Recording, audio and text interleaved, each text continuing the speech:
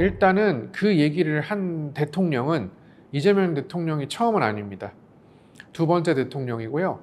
그 얘기를 처음 했던 대통령은 이명박 대통령이었습니다. 그래서 이명박 전 대통령은 3차 파동을 일으킨 주인공이에요. 그래서 이명박 전 대통령은 코스피 지수를 900에서 2200까지 굉장히 단기간에 끌어올린 정책을 썼는데요. 물론 5000은 훨씬 못 갔으나 3차 파동을 그래도 일으켰던 점을 돌이켜 보면은 지금 이제 이재명 대통령 시작점이 900보다는 훨씬 높잖아요.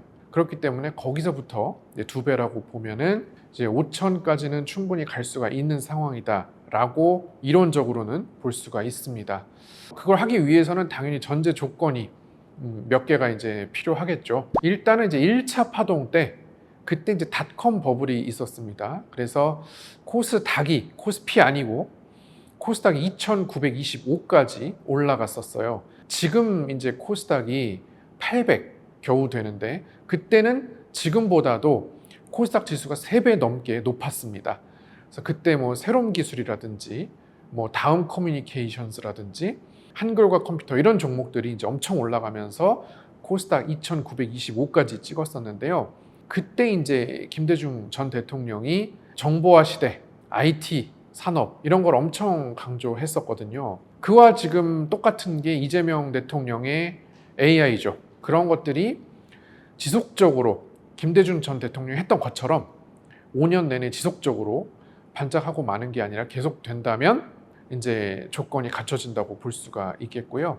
그다음에 2차 파동은 노무현 전 대통령인데 그때 굉장히 북한과 관계가 괜찮았습니다. 그래서 이재명 대통령이 북한과 관계 개선을 5년 동안 지속적으로 추진을 해서 이제 의미 있는 성과를 이끌어낸다면 그것도 조건이 갖춰지는 것이고요. 그리고 이제 이명박 전 대통령 같은 경우는 굉장히 정부 주도형으로 많은 사업을 했습니다.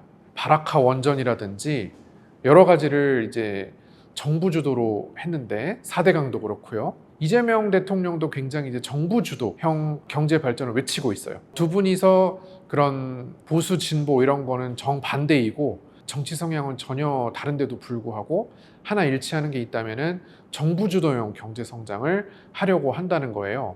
그런 거를 꾸준히 한다면 역시 조건이 갖춰지겠고요. 마지막 조건은 4차 파동. 문재인 전 대통령 때 있었던 바로 그 파동의 원인이었던 유동성의 공급. 거의 무제한에 가까운 유동성의 공급. 이것을 이제 지역 화폐나 추경을 통해서 이재명 대통령이 하려고 하고 있습니다. 이것을 5년 동안 끊이지 않고 무제한의 유동성 공급을 해준다면 이 4가지 조건이 모두 갖춰지면서 코스피 5000은 가능하게 됩니다.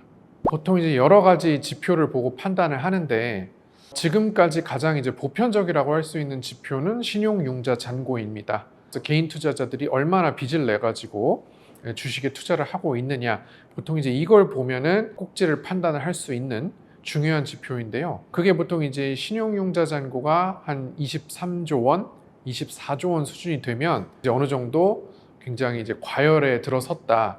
들어선 게 아니라 이미 이제 좀 꺾이기 직전이다. 지금까지는 이런 지표를 썼습니다. 근데 이제 저는 이번 정부에서는 단순히 이제 신용융자 잔고만 보기보다는 하나 더 그런 신호가 있을 거라고 보는데요. 그것이 바로 이제 금투세입니다. 그래서 사실은 금투세를 가지고 지난해에 굉장히 부과를 하냐 마냐 가지고 많은 논란이 있었고 결국에는 부과하지 않는 걸로 결정이 났는데요. 그때 이제 논리는 굉장히 한국 증시가 취약하기 때문에 이 상태에서 금투세를 부과를 하면 더욱더 약해질 것이다 라는 것 때문에 안 됐는데, 만약에 5차 파동이 오고 한국 증시가 굉장히 이제 좀 강해진다면 반드시 세금 부과 얘기가 나올 거예요. 그래서 부동산처럼 주식도 양도차익에 대한 과세를 한다는 금투세가 다시 이제 논란이 되기 시작하면 그때가 이제 파동의 마지막이라고 생각합니다. 5차 파동은 뭐 볼 것도 없이 외국인이 일단 끌고 간다. 그리고 개인들은 뒤늦게 저 위에서나 이제 빚내서 들어올 것이고요. 기관은 팔기 바쁘겠죠. 그래서 외국인이 그냥 그대로 끌고 가는 이제 이런 구도를 예상합니다. 그렇게 보기 시작을 하면 너무 종목이 많을 거예요. 그래서 좀 그 중에서 골라내기가 좀 쉽지 않을 거거든요. 이론적으로는 외국인들이 많이 사는 거를 사면 수익이 난다는 맞는데 기본적으로는 코덱스 레버리지 ETF죠. 그래서 코스피 지수를 이제 추종하는 그런 이제 ETF를 기본적으로 일정 부분 갖고 간다면 외국인들의 그런 흐름에 어느 정도 동조해서 수익을 낼 수 있습니다. 그래서 이렇게 파동이 있는 경우는 개별 종목보다도 이 지수 ETF를 섞어서 가주는 게 굉장히 이제 효율적인 전략인데, 일단 뭐 수익률로는 뭐 최고 수익률이 아니라 할지라도 그런 외국인의 흐름에 놓치지 않고 소외되지 않고 중간은 갈 수 있다는 점에서 그거를 꼭 이제 같이 섞어서 개별 종목과 함께 가는 거를 추천을 드리고요. 그 다음에는 뭐 많은 사람들이 뭐 AI 많이 얘기를 하고 있죠. 그래서 뭐 네이버, 카카오 뭐 이런 것들이 엄청 올랐고, 그래서 많은 분들이 이제 AI 쪽이 좋다는 건 알지만 주식을 들어가기는 좀 두려워하시는 분들이 많이 있어요. 그렇다면은 AI 쪽뿐만이 아니라 또 하나의 큰 축은 북한입니다. 그래서 이 북한과 좀 연관이 되어 있는 그런 곳은 하나 정도 좀 가져가는 게 좋겠다. 이것도 뭐 계속 되는 건 아니고요. 북한과 어떤 그런 움직임이 계속 나올 테니까요. 현대 엘리베이터 같은 그런 종목. 그래서 지금 부동산 가격이 오르니까 또 재건축 재개발이 활성화가 되고 그러다 보면 엘리베이터도 많이 설치가 되겠죠. 기본적으로 이제 그런 부동산 경기 호황의 수혜를 입을 수 있는 현대 엘리베이터이면서도 북한과 또 관계가 있는 현대그룹, 그거의 또 유일한 상장사이기 때문에 뭐 예를 들면 그런 거를 하나씩 이렇게 들고 가주면은 좀 편안하게 투자를 할 수 있다고 생각을 해요. 물론 지금 제일 빠른 것은 AI죠. 누가 봐도 가장, 왜냐하면 이제 장관 인선이라든지 이런 것들도 가장 빠르게 이루어지고 있고 정부에서 이제 취임하자마자 제일 우선적으로 하는 것 같아요. 왜냐하면 AI 쪽은 어떤 정치적인 충돌이 있을 수가 없는 지역이에요. 야당이라 할지라도 AI를 발전시키지 말자고 할 수는 없거든요. 북한은 큰 충돌이 있지만 AI는 정치적으로 부담이 없어요. 그렇기 때문에 임기 초에 좀 잘 정돈되지 않은 상황에서 하기가 좋죠. 양당의 어떤 이견이 없는 분야니까. 근데 이제 점점 정권이 안정기로 접어들고 권력의 구조가 좀 이렇게 안정이 되고 자신감이 좀 올라가면은 그 다음에는 이제 야당과 충돌이 발생할 수 있는 그런 것들로 넘어가게 될 겁니다. 그래서 제일 빠른 거는 AI인데 그 이유는 정치적 충돌이 없다, 이견이 없다. 그래서 그런 것들 공약을 먼저 위주로 좀 보시면은 좋을 것 같고요. 그 다음 순서로는 이제 어떤 큰 싸움이 예상되는, 의견 충돌이 예상되는 것들로 이제 순차적으로 넘어간다라고 보시면 되겠습니다.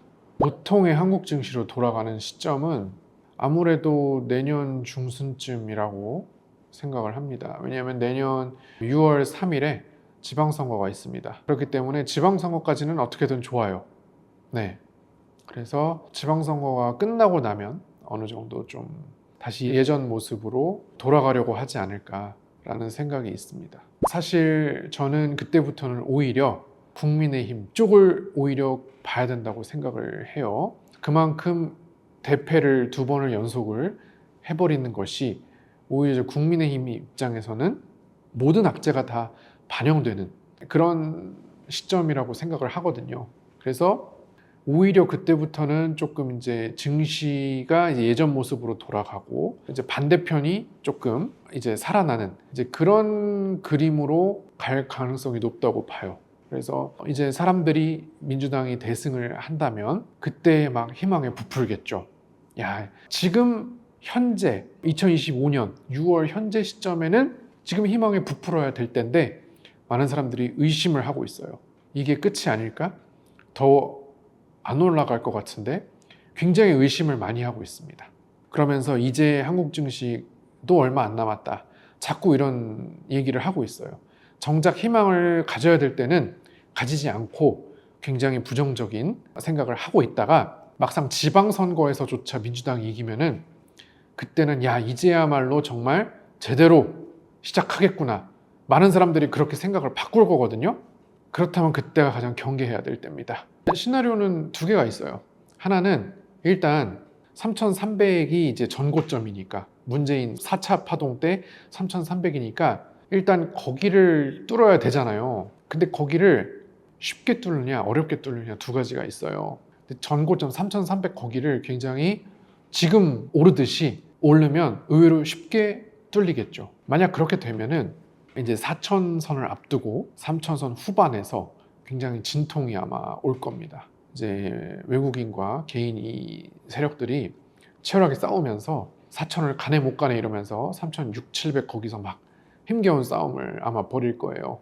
근데 만약에 지금 3,300을 넘기 전에 너무나 그 과정이 고통스럽고 뭔가 어떤 너무 이게 힘들다. 예를 들어서 이제 그런 흐름이 나타날 수도 있어요. 만약 그런 흐름이 나타난다면 그것을 이제 극복을 하고 의외로 뒤는 4,000까지는 쉽게 갈 수 있어요. 그러니까 이 3,300선을 얼마나 쉽게 그냥 뚫어내느냐 이게 중요한데 지금 분위기로 봐서는 전고점은 그냥 별다른 이벤트 없이 그냥 쉽게 넘을 것 같거든요. 그렇게 됐을 때는 이제 3,500에서 4,000 사이에서 어떤 치열한 공방이 예상이 됩니다.